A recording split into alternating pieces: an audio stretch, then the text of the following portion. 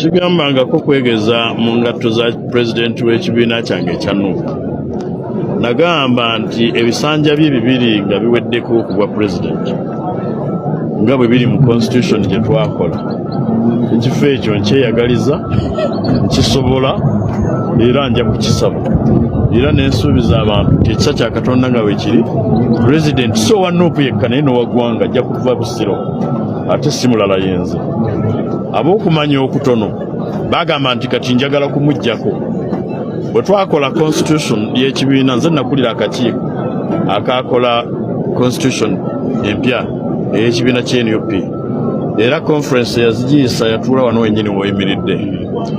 Ne bagamba nze nakiwakanya naye ne bansinga amaanyi ne nkigondera nti omuntu tafugenga bisanja, twalenga bisanja bisukka bibiri.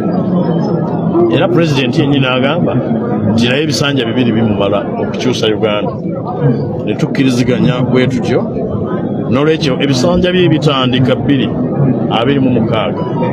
Ab'okumanya okutono tebamanya kuba constitution empya tennaba gazetted by the way, bakyatulemesezza okugigazetinga mu kooti.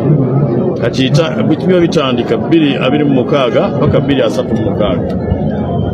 N'ababi ab'okumanya okutono mu bufunza abataabitegera nga bampalalira babuuza nti gwe ngaani, okumanya kwabwe kwako. Kubanga omuntu ng'osomye constitution y'ekibiina kya Nuupu egamba nti buli memba alina eddembe mu kuvuganya. Ate nze mbagane nti sigenda na kuvuganya naye, weewaawo nakyo takimenya mateeka. Sigenda kuvuganya naye kubanga nakkiriza nti tubeere benkanya gy'ali, ebisanja bye bibiri mu constitution abimaleko 236. Ate tetwogera kukulembera bukulembeze Nuupu, twogera ne kukulembera eggwanga.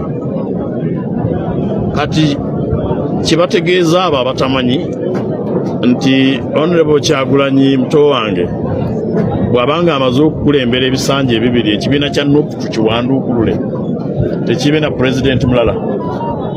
Oba si kyo nti ekibiina kya Nuupu tekiivuganye kusimbawo omuntu mulala wa pulezidenti wa Uganda, nti pulezidenti Kyagulanyi anaabeera pulezidenti wa Uganda asembayo, oba pulezidenti wa Nuupu asembayo. Bansonyiwa abo abataabitegera. Nali njogera ng'ambuulira abo abanaabitegeera. Abataabitegera nabo nja kufuna session yaabwe.